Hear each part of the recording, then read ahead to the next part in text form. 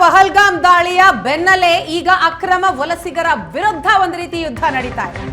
ಭಾರತದಲ್ಲಿರುವ ಅಕ್ರಮ ಪಾಕ್ ಬಾಂಗ್ಲಾದೇಶಿಗರಿಗೆ ಶಾಕ್ ಕೊಡಲಾಗಿದೆ. ಅಹಮದಾಬಾದ್ನಲ್ಲಿರುವ ಅಕ್ರಮ ನಿವಾಸಿಗರ ಮನೆ ಧ್ವಂಸಗೊಳಿಸಲಾಗಿದೆ. ಅಹಮದಾಬಾದ್ನ ಚಂಡೋಲಾದಲ್ಲಿ ಕಾರ್ಯಾಚರಣೆ ನಡೆದಿದೆ. ಸಿಯಾಸತ್ ಬಂಗಾರ್ ವಾಸ್ನ 1,000 ಮನೆಗಳನ್ನ ಧ್ವಂಸಗೊಳಿಸಲಾಗಿದೆ. ಜೆಸಿಬಿ 200 ಟ್ರಕ್ಗಳನ್ನ ಬಳಸಿ ಪಾಲಿಕೆ ಕಾರ್ಯಾಚರಣೆಯನ್ನ ನಡೆಸಿದೆ. ಇನ್ನು ಆ ಕಾಲೋನಿಯಲ್ಲಿದ್ದಂತಹ don Lallu Bihari farm house ಅನ್ನು ಕೂಡ ಧ್ವಂಸಗೊಳಿಸಲಾಗಿದೆ. ಲಲ್ಲುಗೆ ಸೇರಿದ 50 ಕಾರು, 250 ರಿಕ್ಷಾ ಇದನ್ನು ಕೂಡ ಪಾಲಿಕೆ ವಶಕ್ಕೆ ಪಡೆದಿದೆ. ಅಕ್ರಮ ಮದ್ಯ ತಯಾರಿಕಾ ಕೇಂದ್ರವನ್ನೂ ಕೂಡ ಈ ಲಲ್ಲು ಡಾನ್ ಹೊಂದಿದ್ದ ಅನ್ನುವಂತಹ ವಿಚಾರ ತಿಳಿದು ಬಂದಿದೆ.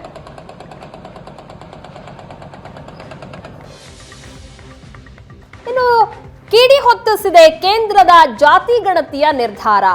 ಜನಗಣತಿ ಜೊತೆಯಲ್ಲಿ ಈಗ ಜಾತಿ ಗಣತಿಗೆ ಕೇಂದ್ರ ತೀರ್ಮಾನ ಮಾಡಿದೆ. ರಾಜ್ಯ ಸರ್ಕಾರದ ಜಾತಿ ಜನಗಣತಿಗೆ ಹಾಗಾದ್ರೆ ಮೂಲೆ ಸೇರುತ್ತಾ?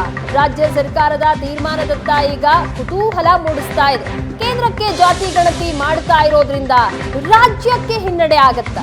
ವರದಿ ಅಂಗೀಕಾರ ಮಾಡುವ ಕುರಿತು ಸರ್ಕಾರದಲ್ಲಿ ಚರ್ಚೆ ಆಗ್ತಾ ಇದೆ.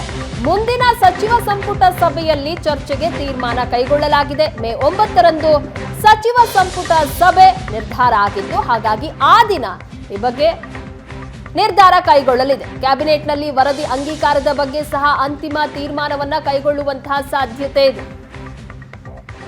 ಈ ಬಗ್ಗೆ ಮಾಹಿತಿಯನ್ನ ಕೊಡ್ತಾರೆ ನಮ್ಮ ಹಿರಿಯ ಪ್ರತಿನಿಧಿ ಆನಂದ ಬೈದನಮನೆ. ಇದೀಗ ನಮ್ಮ ಜೊತೆ ಫೋನ್ ಸಂಪರ್ಕದಲ್ಲಿದ್ದಾರೆ. ಆನಂದ, ನಿನ್ನೆ ಕೇಂದ್ರ ಸರ್ಕಾರದಿಂದ ಒಂದು ಮಹತ್ವದ ಘೋಷಣೆ ಆಯಿತು. ಅದು ಜನಗಣತಿಯ ಜೊತೆಗೆ ಜಾತಿ ಗಣತಿ ಮಾಡಲಾಗುತ್ತೆ ಅಂತ. ಇದರ ನಡುವೆ ಕರ್ನಾಟಕದಲ್ಲಿ ಈಗಾಗಲೇ ಆಗಿರುವಂತಹ ಜಾತಿ ಗಣತಿ, ಅದರ ಕಥೆ ಏನು ಅನ್ನುವಂತಹ ಪ್ರಶ್ನೆ ಸಹಜ. ಸೊ ಏನ್ ಮಾಹಿತಿ ಇದೆ?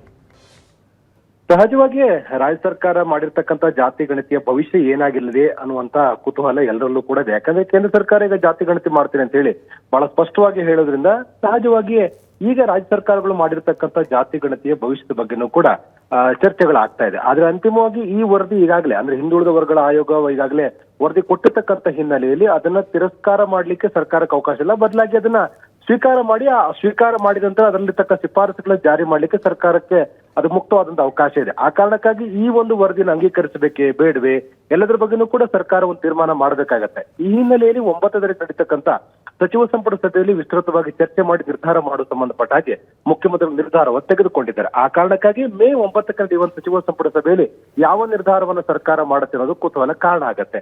ಯಾಕಂದ್ರೆ ಜಾತಿ ಗಣತಿಯನ್ನ ಕೇಂದ್ರ ಸರ್ಕಾರ ಮಾಡ್ಲಿಕ್ಕೆ ಮುಂದಾಗಿದ್ರಿಂದ ಸಹಜವಾಗಿ ಜಾತಿ ಗಣತಿ ಮಾಡುವ ಅಧಿಕಾರವು ಕೇಂದ್ರ ಸರ್ಕಾರಕ್ಕೆ ಇರುವಂತಹ ಹಿನ್ನೆಲೆಯಲ್ಲಿ ಕೇಂದ್ರ ಸರ್ಕಾರದ ವರದಿಗೆ ಹೆಚ್ಚು ಮಾನ್ಯತೆಯನ್ನು ಪಡೆದುಕೊಳ್ಳುತ್ತೆ. ರಾಜ್ಯ ಸರ್ಕಾರದ ವರದಿಗೆ ಮಾನ್ಯತೆ ಇಲ್ಲ ಅನ್ನೋದು ಅಭಿಪ್ರಾಯಗಳು ಕೂಡ ಕೇಳಿ ಬರ್ತಾ ಇರುವಂತದ್ದು. ಥ್ಯಾಂಕ್ ಯು ಆನಂದ್, ತಮ್ಮ ಡೀಟೇಲ್ಸ್ಗಾಗಿ.